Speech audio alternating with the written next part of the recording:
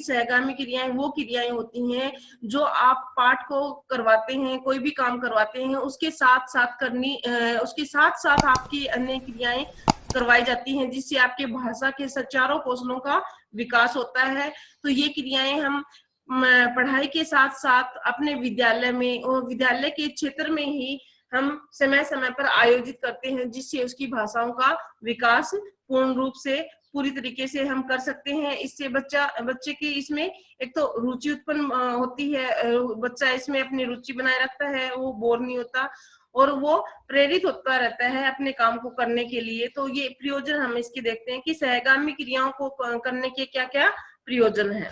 सहगामी क्रियाओं के प्रयोजन हमारे सामाजिक आवश्यकताओं की पूर्ति। इन क्रियाओं के द्वारा विद्यार्थी सीखते हैं कि एक व्यक्ति दूसरे व्यक्ति के बीच और एक व्यक्ति और समुदाय के मध्य किस प्रकार का संबंध होना चाहिए। यानी कि जो विभिन्न क्रियाएं जो हैं, इनके माध्यम से क्या है, हम कैसे जो सामाजिक आवश्यकताएं, हम जब जो भी शिक्षा लेते हैं, शिक्षा ग्रहण करते हैं, उसका मेन मुख्य उद्देश्य क्या होता है, हमारे अंदर वो कौशलों का विकास होना, जिससे हम एक सभ्य समाज बना सके और इस समाज में रह सके। तो ये सभ्य समाज के लिए जरूरी है कि प्रत्येक व्यक्ति के अंदर ये कौशल हो। ये हमारी सामाजिक आवश्यकताओं की पूर्ति करता है कि जो सामाजिक आवश्यकता हमारे लिए एक समाज में रहते हुए एक नागरिक के रूप में, एक व्यक्ति के रूप में, एक विद्यार्थी के रूप में बहुत ही जरूरी होता है। तो ये वो स्किल है, वो कौशल हमें सिखाता है जो किस प्रकार हम एक दूसरे व्यक्ति के साथ बोले, आदर के साथ, सम्मान के साथ, कौन से शब्द ऐसे हैं, कौन से भाव के साथ हम किसी के साथ वार्तालाप करते हैं, और एक व्यक्ति और समुदाय के मध्य उसका संबंध कैसा हो। ये भी हम समय समय पर क्रियाएं अगर पढ़ाई के साथ साथ रखते हैं तो ये क्रियाएं हमें ये सारी स्किल्स हमारे अंदर उसका विकास करती हैं। तो इसलिए जरूरी है ताकि हम एक अच्छे सामाजिक प्राणी के रूप में समाज में रह सके और अपना ज्यादा से ज्यादा हमारा सामाजिक विकास हो सके। तो सामाजिक आवश्यकताओं की पूर्ति के लिए सहगामी क्रियाओं की जरूरत पड़ती है हमें। बाद में आ जाता है कम मनोवैज्ञानिक आवश्यकताओं की पूर्ति। जो ये सहगामी क्रियाएं हैं, ये हमारी मनोवैज्ञानिक आवश्यकताओं की पूर्ति कैसे करती हैं कि एक उदाहरण के स्वरूप हमें समझेंगे। जिस प्रकार एक किशोर अवस्था में बालक में समूह प्रियता की प्रवृत्ति पाई जाती है और विद्यालय के अधिकार चाहे या न चाहे वह भिन्न भिन्न समूह बनते रहते हैं। आपने देखा होगा जब भी बच्चे एक किशोरावस्था में बच्चे एक समूह में होते हैं तो वो समूह न बनाते हुए भी वो समूह में ही बच्चे आपको मिलेंगे, 4 बच्चे उस समूह में, 4 ऐसे आपको एक बड़ा समूह है तो छोटे छोटे समूह में बटे हुए आपको वहां पे दिखते हैं। क्या यानी कि ये बच्चे की प्रवृत्ति होती है। हर अवस्था आपने चाइल्ड डेवलपमेंट में अपने मनोविज्ञान में आपने पढ़ाई होगा कि हर अवस्था के अपने अपने कुछ गुण होते हैं, जिसमें किशोर अवस्था का भी एक ये गुण पाया जाता है कि वो समूह में रहते हैं बच्चे। और ये क्या है, सहगामी क्रियाओं द्वारा हम बालक की इस प्रवृत्ति का उन्नयन कर सकते हैं और इस प्रकार अन्य मूल प्रवृत्तियों का उन्नयन भी किया जा सकता है। यानी कि एक समूह में रहते हुए एक बच्चा किस प्रकार अच्छे से कार्य करने के लिए प्रवृत्त होता है, प्रेरित होता है।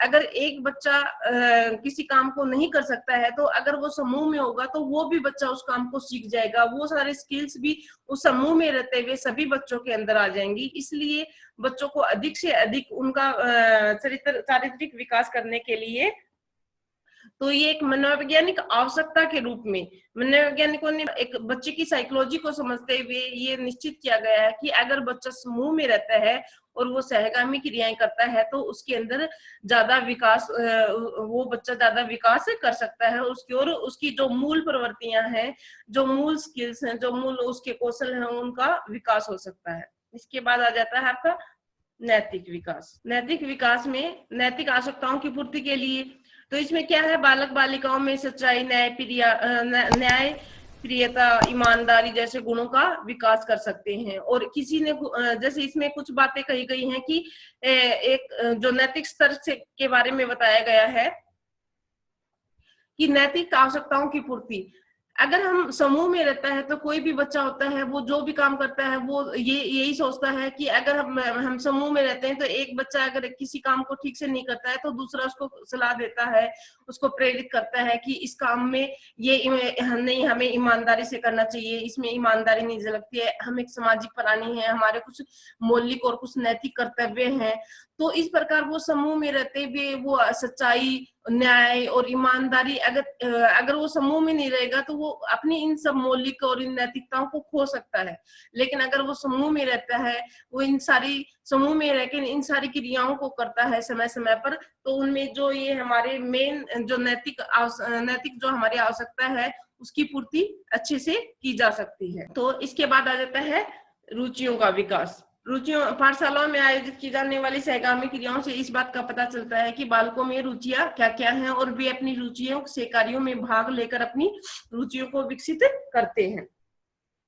यानी कि समय समय पर अगर हम सहगामी क्रियाएं करवाते रहते हैं, अनेक आयोजन हमारे विद्यालय में करवाते रहते हैं, और कुछ आयोजन ऐसे होते हैं जो विद्यालय से बाहर भी करवाए जाते हैं, जैसे भ्रमण आदि, जो ट्रिप हमारे जो शैक्षिक भ्रमण होते हैं वो हम विद्यालय से बाहर हमारे बच्चों को लेके जाते हैं कुछ। तो ये भी कुछ ऐसी सहगामी क्रियाएं होती हैं। लेकिन कुछ सहगामी क्रियाएं जो हम विद्यालय में ही करवाते हैं, तो ये जो सहगामी क्रियाएं होती हैं ये भी जैसे अलग अलग प्रकार की होती हैं। तो इन सहगामी क्रियाओं के द्वारा बच्चों की रुचि का पता चलता है कि किस बच्चे की रुचि किस क्षेत्र में है। जैसे कविताओं का आयोजन करवाया जा रहा है, कहानियां लिखवाई जाती हैं, और इसके अलावा समय समय पर जैसे आपका हमारे प्रशिक्षण केंद्र में भी बार बार समय समय पर किया जाता है पोस्टर मेकिंग, यानी कि वहां पे समय समय पर स्लोगन लिखने के लिए बच्चों को दिए जाते हैं। तो ये सारी जो क्रियाएं होती हैं इनसे बच्चों का स्वरचित कविताएं करते हैं, तो बच्चे के अंदर की भावनाएं, उनके विचारों, वो नए नए उनमें विचार पैदा होते हैं। तो ये सारी उनकी रुचियों का विकास करते हैं, जिससे उसके व्यक्तित्व का विकास होता है, जो शिक्षा में बहुत ही जरूरी होता है, जिसको हम इन क्रियाओं के माध्यम से ज्यादा करवा सकते हैं और ज्यादा बच्चों को इसमें रुचि, बच्चे जल्दी जल्दी ज्यादा रुचि इसमें लेते हैं और उसको ज्यादा जल्दी इसका अपने स्किल्स यानी अपने कौशलों का विकास कर सकते हैं। अवकाश के समय का सदुपयोग।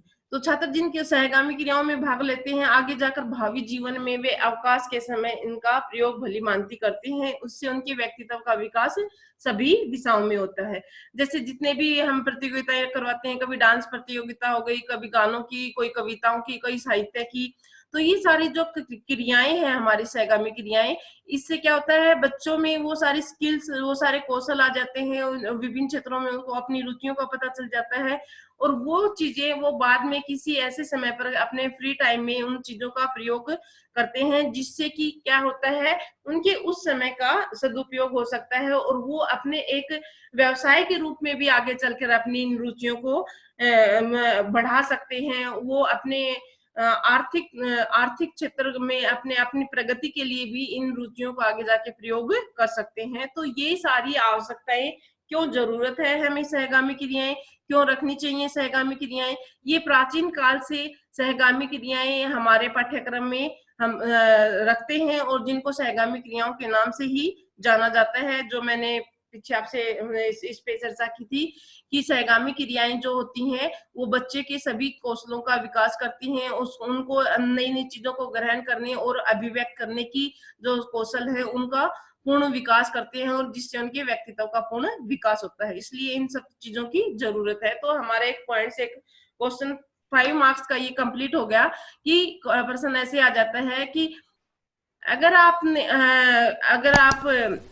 किसी प्राथमिक स्कूल में एक शिक्षक के रूप में कार्य करते हैं, तो आप बच्चों के लिए क्यों इन सहगामी क्रियाएं क्यों जरूरी हैं, उनके क्यों रखवाते हैं आप सहगामी क्रियाएं। तो इस तरीके से कई इसमें प्रश्न बन सकते हैं कि सहगामी क्रियाओं के प्रयोजन से, उनकी उपयोगिता से आप क्या समझते हैं। तो इसमें 7-8 पॉइंट्स को आप डायग्राम में बना के इनको अच्छे से एक्सप्लेन करेंगे, साथ ही साथ इसमें उदाहरण देंगे। जैसे जो जो आपकी प्रतियोगिताएं हुई हैं, उन प्रतियोगिताओं के कैसे कैसे क्या क्या फायदे हैं, कैसे उनका आपने आयोजन किया था, वो सारे उदाहरण भी आप इन पॉइंट्स में देंगे। तो ये आपका डिटेल से विस्तार से आपका 5 या 10 नंबर का क्वेश्चन कंप्लीट हो सकता है। और इस प्रकार ये इसमें सेकंड टॉपिक आपका है, आपका पाठ्य सहगामी क्रियाओं का सेकंड टॉपिक है कि ये किस प्रकार भाषा का विकास करता है। तो एक बार तो मैं सहगामी क्रियाओं का वर्गीकरण कर देती हूँ कि किस प्रकार आप विभिन्न वर्गों में उसको बांट सकते हो।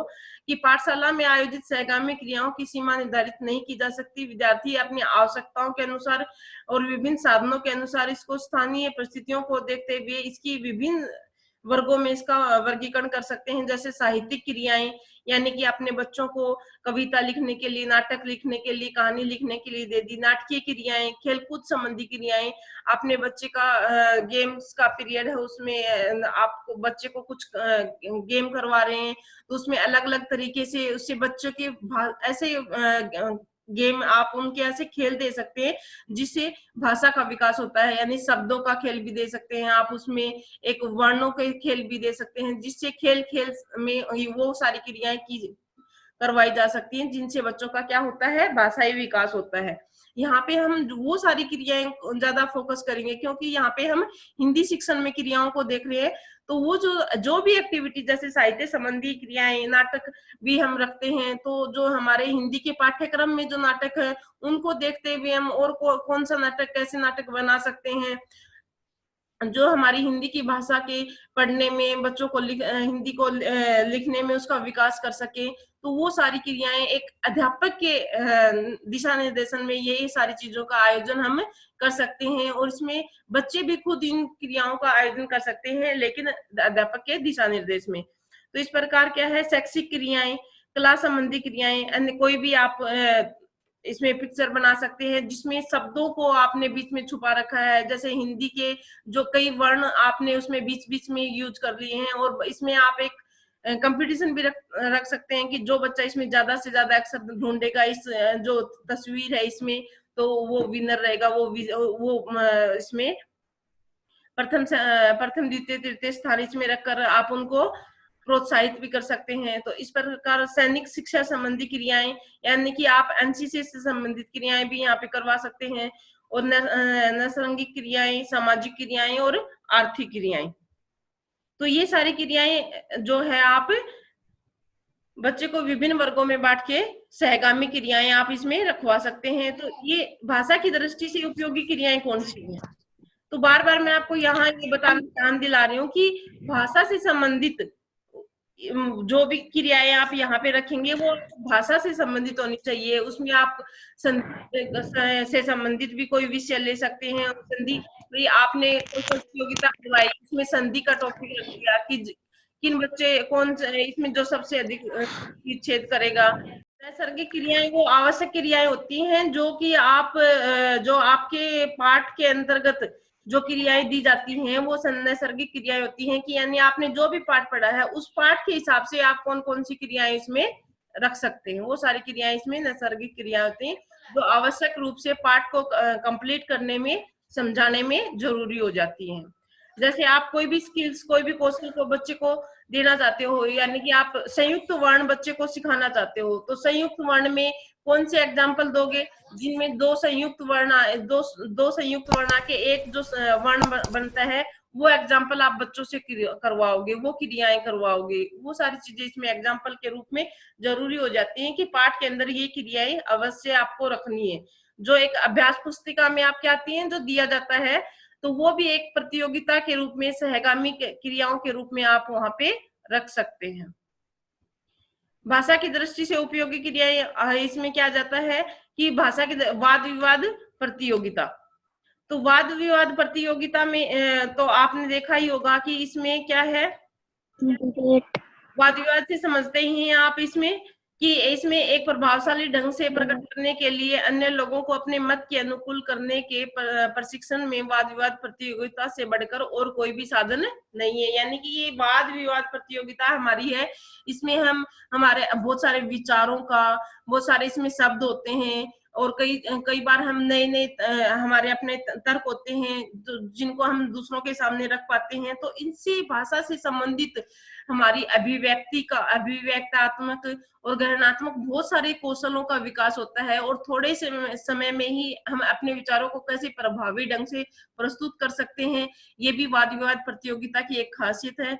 और उन्हें प्रमाणित करने के लिए उदाहरण आदि देने होते हैं, यानी कि जो भी हम वाद विवाद में जब हिस्सा लेते हैं तो जो भी हमें टॉपिक दिया जाता है, जो भी विषय दिया जाता है, तो उसको अधिक प्रभावी बनाने के लिए हमारे द्वारा उस समय अच्छे अच्छे उदाहरण के द्वारा हम उसको अपनी जो अपना पक्ष होता है उसको सिद्ध करना चाहते हैं। तो इससे बच्चों का वो सारा स्किल, वो सारा कौशल जो हम बच्चों में विकास करना चाहते हैं वो अच्छे से विकास हो जाता है। तो इसीलिए भी ये क्रियाएं जो है वो साथ पढ़ाई के साथ साथ ये सारी क्रियाएं क्लास में अगर हम बच्चों को करवाते हैं तो इसका अधिगम अनुभव बच्चों को बहुत अच्छा सा हो जाता है। इसमें क्या होता है, उसमें आत्मविश्वास, अपने विचारों को व्यक्त कर सकते हैं छात्र। क्या है, इससे आत्मविश्वास उनमें बढ़ता है। निर्धारित विषय से संबंध में पुस्तक और पत्र पत्रिकाएं आदि पढ़ते हैं तो उनमें क्या है, उनका मस्तिष्क सक्रिय होता है और ज्ञान में अभिवृद्धि होती है।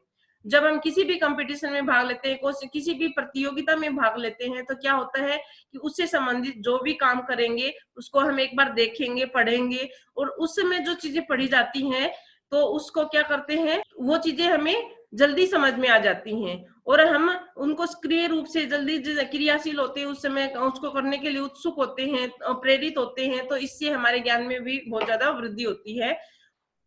और इसमें क्या होता है, नए नए शब्दों का प्रयोग करते हैं, शब्द भंडार में वृद्धि होती है। यानी कि जो भी हम वाद विवाद प्रतियोगिता वगैरह ऐसी प्रतियोगिताएं, सहगामी क्रियाएं रखते हैं तो इसमें बच्चों के नए नए शब्द भंडार में वृद्धि होगी।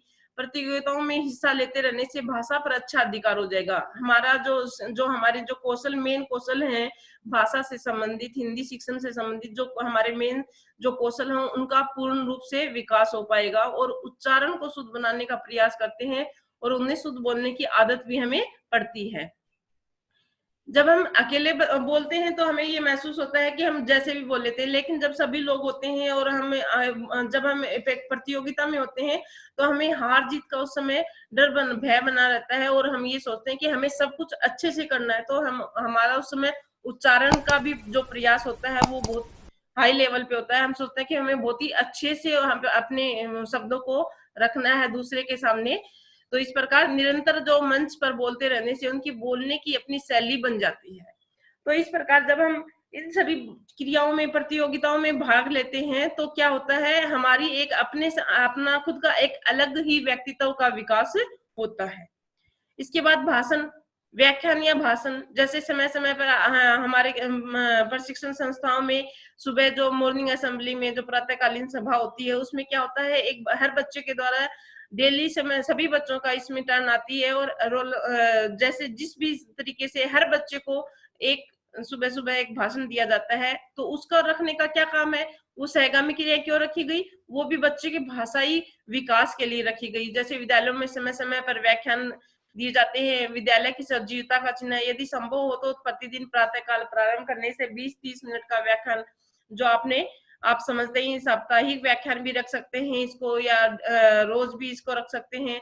कभी कभी अध्यापकों और छात्रों को भी व्याख्यान होना चाहिए। इसमें व्याख्यान के विषय के संबंध में जो कुछ बातें हैं कि व्याख्यान कैसा होना चाहिए, वो ऐतिहासिक हो, साहित्यिक हो, राजनीतिक या सांस्कृतिक, जो भी समस्याएं से संबंधित हो, और वो क्या होना चाहिए, ज्ञानवर्धक और रोचक होना चाहिए। विषय ऐसा हो जिसमें विद्यालय के छात्र भली भांति उसको समझ सके। तो ये नहीं है कि हम किसी भी चीज पे कुछ भी बोल दें, नहीं, जो भी हम भाषण दे रहे हैं, जो भी हम व्याख्यान जो दे रहे हैं उसको, उसके ऊपर हमें पहले थोड़ा सा सोचना चाहिए कि जो व्याख्यान है क्या वो जिस क्षेत्र, जिस प्रांगण में हम दे रहे हैं उसके अनुसार है। तो उस प्रकार ये उसका विषय बच्चे को चुनने की क्षमता इसके अंदर भली भांति आ जाती है, उनके ज्ञान में वृद्धि होती है। इससे छात्रों के दृष्टिकोण भी व्यापक होता है, भाषण कला से विभिन्न शैलियों से परिचित होता है।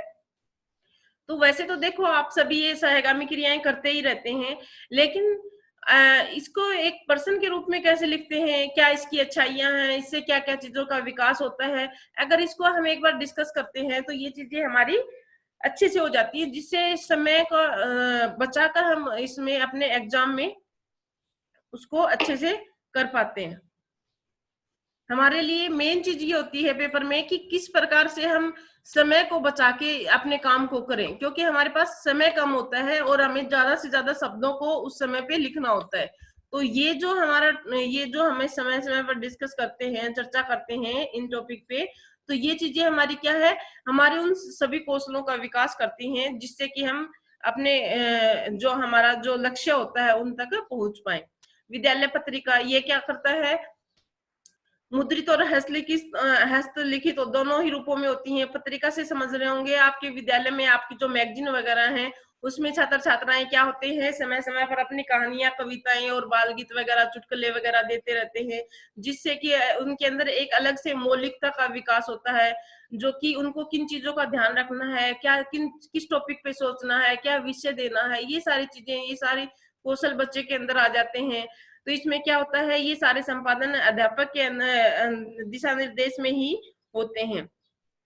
तो इनसे क्या फायदे होते हैं, उनकी लेखन शक्ति का विकास होता है, उनको की प्रतिभा को पनपने के लिए समुचित अवसर मिलता है, आगे जाकर उन्हें कुछ बालक अच्छे साहित्यकार भी बन सकते हैं। समय समय पर अगर हम अपनी आयु वर्ग के अनुसार अपने साथ के बच्चों में अगर समय समय पर इन क्रियाओं को करते रहते हैं, तो एक अच्छे साहित्यकार के रूप में भी हम आगे उभर कर आ सकते हैं। और निरंतर लिखने से क्या होता है, हमारी लेखन शैली का विकास होता है। तो इस प्रकार वो सारी स्किल्स, वो जो एक व्यक्ति के व्यक्तित्व के लिए आवश्यक है, उन सब का विकास होता है। इसके बाद आ जाता है आपका भाषा परिषद और साहित्य परिषद। यहाँ पे भाषा और साहित्य परिषद से हमारा अभिप्राय क्या है कि जो आपके विद्यालय प्रांगण में जो आयोजित की जाती हैं भाषा से संबंधित जो क्रियाएं जो करवाई जाती हैं, उसी को भाषा परिषद और क्या साहित्य परिषद बोल सकते हैं। जैसे कवि गोष्ठी, कवि सम्मेलन, अंताक्षरी प्रतियोगिता, लेखन प्रतियोगिता, कहानी, काव्य और गद्य का शुद्ध पाठ करना। यानी कि कक्षा में भी बच्चों को कई बार खड़ा होके बोला जाता है कि चलो आज हम ये पाठ करते हैं, जो इस पाठ को अच्छे बिना गलतियों के साथ पढ़ेगा तो उसको कुछ प्रोत्साहन दिया जाता है अध्यापक के द्वारा। तो इस प्रकार इन सभी स्किल्स का उनका विकास किया जाता है। तो ये इसकी भाषा से और साहित्य से संबंधित परिषद में ये एक सहगामी क्रियाओं के रूप में भाषा परिषद भी आप रख सकते हो इसका नाम। इसके बाद नाटकीय क्रियाएं, यानी कि विभिन्न क्रियाएं करते हैं, तो उसमें एक नाटकीय क्रियाएं है, बहुत ही जो रुचिकर भी होती है। और इससे बच्चों का क्या है, ये एक ऐसी स्किल्स है जिसके अंदर क्या है, बच्चे की दोनों स्किल्स है, देखने की और सुनने की, दोनों का ही विकास होता है। तो हिंदी साहित्य में ऐसे बहुत सारे नाटक लिखने वालों की संख्या पर्याप्त है। इस प्रकार नाटक विद्यालय के रंगमंच पर खेले जा सकते हैं और भाषा की दृष्टि से इनका बहुत लाभ है। जिस प्रकार नाटक साहित्य में बालकों की रुचि जागृत होना, यानी कि इससे अगर बच्चों से नाटक करवाए जाते हैं, तो इसकी हमारी जो साहित्य जो बच्चों को बोर लगता है, जिससे बच्चों को जिसमें रुचि नहीं बन पाती, तो नाटक के माध्यम से उस साहित्य में हम क्या करते हैं, बच्चों की उसके प्रति रुचि उत्पन्न करते हैं। और इस प्रकार हाव भाव के साथ जब बच्चे इसको बोलते हैं, तो उसकी वार्तालाप करते समय उनकी बातचीत किस प्रकार की जाए, ये सभी चीजें भी बच्चे इसमें ध्यान में रखते हैं नाटक के माध्यम से। और इस प्रकार नाटक में उनको कौन सी लाभ है, इससे क्या है, नाटक में इसमें समाज में शिष्टाचार का ज्ञान बच्चों को अच्छे से आ जाता है कि किसके साथ किस प्रकार बातें करनी चाहिए। नाटक करते करते बच्चे उन अच्छी आदतों को सीख लेते हैं जो एक अच्छे नागरिक के रूप में एक व्यक्ति में होनी चाहिए।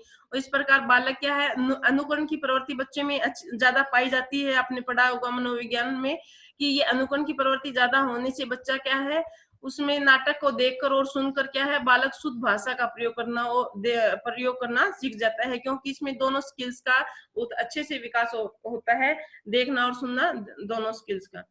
तो एक इसमें आ जाता है फिर आपका संग्रहालय। विद्यालय में भाषा के संग्रहालयों की व्यवस्था भी की जा सकती है। इस प्रकार के संग्रहालयों में विभिन्न प्रकार की पुस्तकें, पत्र पत्रिकाएं, भाषा शिक्षण संबंधी अन्य उपकरण संग्रहित किए जा सकते हैं।